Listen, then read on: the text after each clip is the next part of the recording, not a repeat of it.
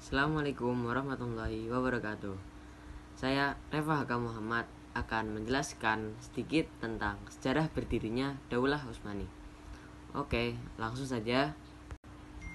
Setelah berakhirnya era Abbasiyah, keadaan politik umat Islam mengalami kemajuan kembali oleh 3 kerajaan besar. Yang pertama, kerajaan Safavi, Persia atau Iran.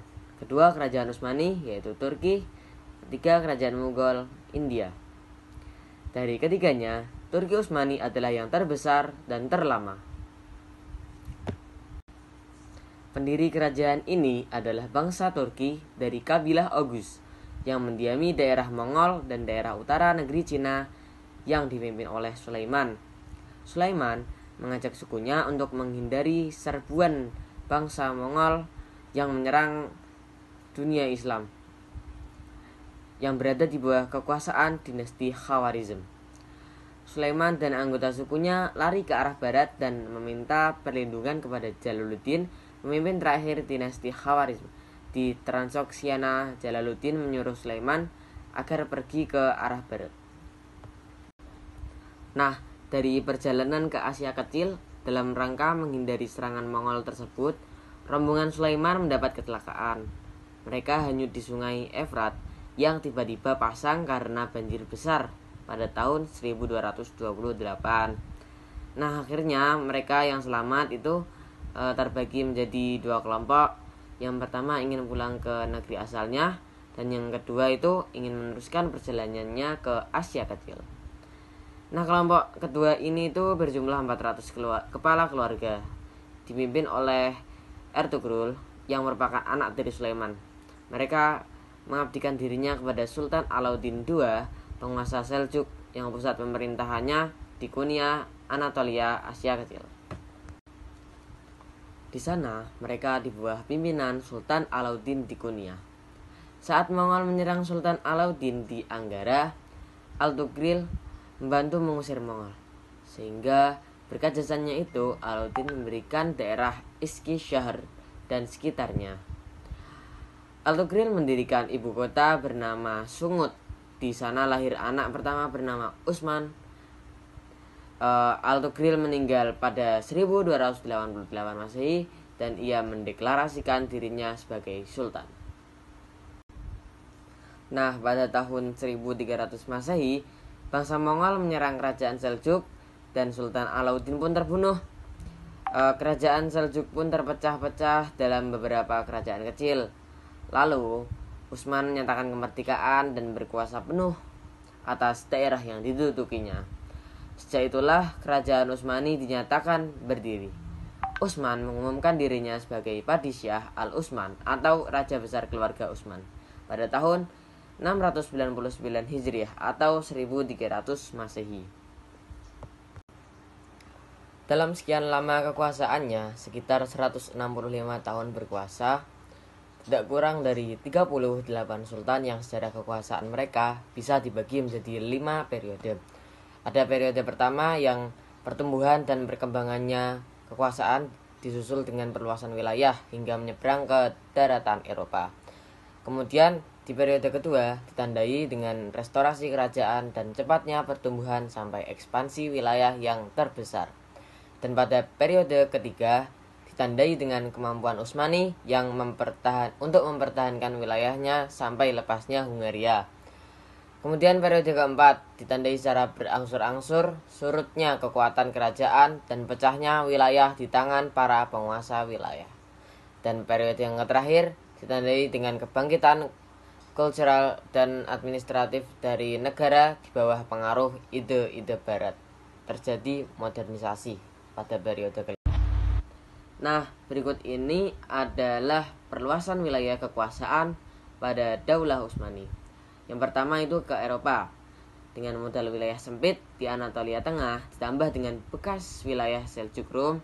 Turki Utsmani mengembangkan sayapnya ke Eropa. Mula-mula mereka menaklukkan Asia Kecil dahulu, kemudian menyeberang ke daratan Eropa. Nah, penaklukan yang kedua ini penaklukan yang paling fenomenal ini. Penaklukan Konstantinopel. Menaklukkan Konstantinopel sangat penting. Hal ini dikarenakan menaklukkan kota Konstantinopel selain atas dasar hadis Nabi, menaklukkan ini juga bermotif politik dan agamis, karena di sanalah tempat yang strategis untuk penyebaran Islam selanjutnya. Usaha pertama penaklukan ini dibuat di zaman Sultan Yildirim Bayezid saat dia mengepung bandar. Peluang yang ada telah digunakan oleh Sultan Bayezid untuk memaksa Kaisar Bizantium menyerahkan Konstantinopel secara aman kepada umat Islam. Tapi usahanya menemui kegagalan karena datangnya bantuan dari Eropa dan serbuan bangsa Mongol di bawah pimpinan Timur Leng. Nah, kemudian ada usaha berikutnya yang dilakukan oleh Sultan Murad II untuk meneruskan usaha melakukan Konstantinopel. Beberapa usaha berhasil dibuat untuk mengepung kota itu, tetapi dalam masa yang sama terjadi pengkhianatan di pihak umat Islam. Kaisar Bizantium menabuh benih fitnah dan mengucar-acirkan barisan tentara Islam. Usaha Sultan Murad II pun tidak berhasil sampai pada zaman anak beliau, Sultan Muhammad Al-Fatih. Pada hari Kamisnya 26 Rabiul Awal atau 6 April, usaha penyerangan dilakukan oleh Sultan Al-Fatih. Di hadapan tentaranya yang berjumlah 250.000 pasukan, Sultan Al-Fatih lebih dahulu berkhutbah mengingatkan tentang kelebihan jihad, kepentingan memuliakan niat dan harapan kemenangan di hadapan Allah. Ini semua memberikan semangat yang tinggi pada bala tentaranya, dan lantas mereka menyambutnya dengan zikir, pujian dan doa kepada Allah Subhanahu wa taala. Berikut ini adalah hasil kebudayaan di masa Turki Utsmani beserta para pemrakarsanya. Yang pertama adalah Istana Topkapi yang diprakarsai oleh Sultan Mehmed II, dan ada Blue Mosque atau Masjid Sultan Ahmed yang diprakarsai oleh Sultan Ahmed I.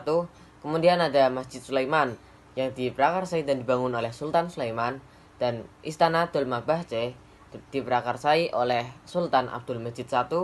Dan ada jembatan Starimos di Mostar yang diprakarsai dan dibangun oleh Sultan Sulaiman juga.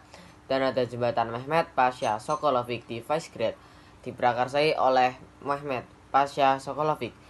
Kemudian yang ketujuh adalah Istana Yildiz diprakarsai oleh Sultan Abdul Hamid II.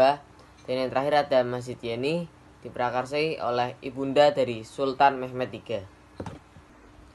Faktor-faktor keruntuhannya Daulah Utsmani itu ada faktor internal dan faktor eksternal. Faktor internalnya yaitu antara lain satu, luasnya wilayah kekuasaan dan buruknya sistem pemerintahan yang ditangani oleh orang-orang berikutnya yang tidak cakap dan hilangnya keadilan. Kedua itu ada kehidupan yang istimewa dan bermegahan.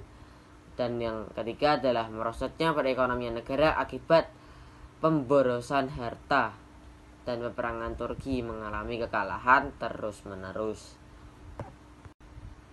Nah, kemudian ada faktor eksternalnya nih, yaitu yang pertama ada timbulnya gerakan nasionalisme. Kemudian ada terjadinya kemajuan teknologi barat, khususnya dalam bidang persenjataan, di mana sistem kemiliteran bangsa barat selangkah lebih maju dibandingkan dengan kerajaan Turki Utsmani. Pengaruh kehidupan barat yang masuk ke istana. Sampai di sini saja sejarah berdirinya Daulah Utsmani yang dapat saya sampaikan. Kurang lebihnya mohon maaf. Assalamualaikum warahmatullahi wabarakatuh.